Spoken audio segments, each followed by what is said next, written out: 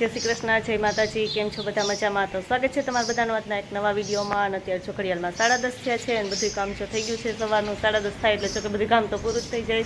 તો કામ થઈ ગયું છે અને હવે જો અત્યારમાં અમે ઓલી ડાળ છે અમારી તુવેરની ચણાની નથી ની ડાળ અમે ઘંટીએ કરવા નાખી હતી, કેમ કે આટલી બધી હતી તો હાથે કરીએ તો બહુ વાર લાગે, એટલે અમે ઘંટીએ જ અહીંયા અમારા ગામમાં જ કરે છે તો ઘંટીએ કરવા માટે નાખી હતી ને. તો જો તુવેરની મારી મમ્મી લઈ આવ્યા ને ચણાની દાળ લેવા ગયા છે ને કે આપણે એને ચારી લઈએ.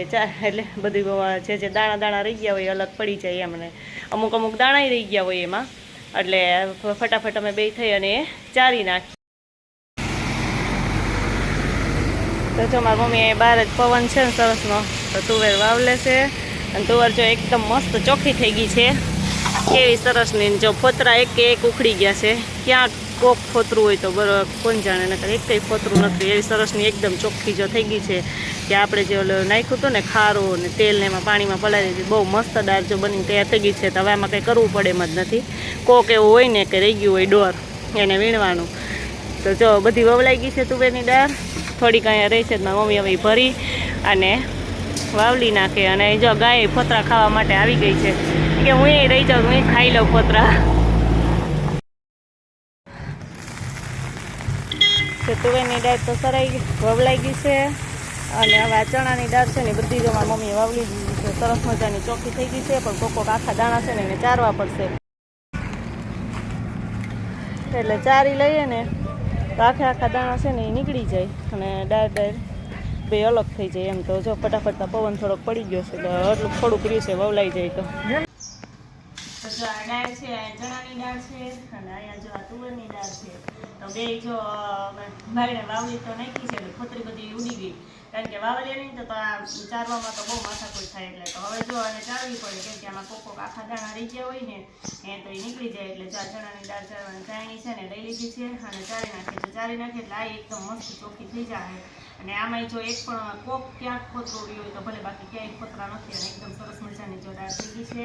અને આ તુવેરમાં એમ છે ક્યાંક ક્યાંક ફોતરું રહ્યું હોય તો ભલે, બાકી એ એકદમ મસ્ત ચોખ્ખી થઈ ગઈ છે. એટલે કરવા પણ નથી, કેમ કે ચારીને જો મૂકી દીધી છે કે એકાદ દિવસ તપીએ પછી ભરી દેવું, કેમ કે આપણે પલાળી દીધી એટલે તપવી તો પડે.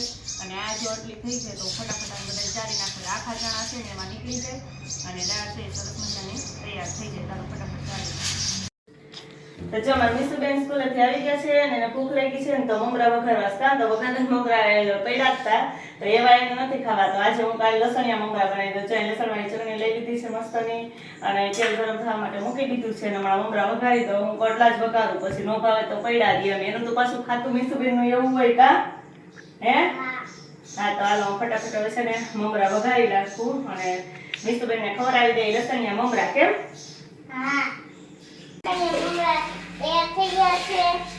હા, લસણિયા મમરા બનીને તૈયાર થઈ ગયા છે. બહુ મસ્ત જો લસણિયા મમરા બની ગયા છે.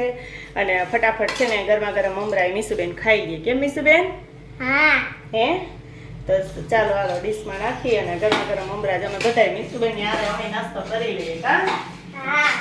ચાલો ફટાફટ ખાઈ લઈએ લસણિયા મમરા. તો જો અમારા એવા લસણિયા મમરા બનીને તૈયાર થઈ ગયા છે. એનામાં ઉપરથી અમે થોડીક આલુ સેવ નાખી છે અને સાદી સેવ નાખી છે. કા મીસુબેન?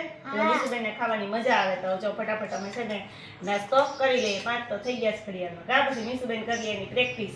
કા એને કાલે એની સ્કૂલે કાર્યક્રમ છે તો મીસુબેન હમણાં જો રોજ સાંજે એક વખત પ્રેક્ટિસ કરે છે. આજ તો બહુ કરવાની. કા કે આવડે છે બધું? આવડે. એને આવડતું તો હોય જ બધું. તો ચાલો હવે નાસ્તો કરી લઈએ. તમારે કોઈ નાસ્તો કરવો હોય તો આવી જાઓ.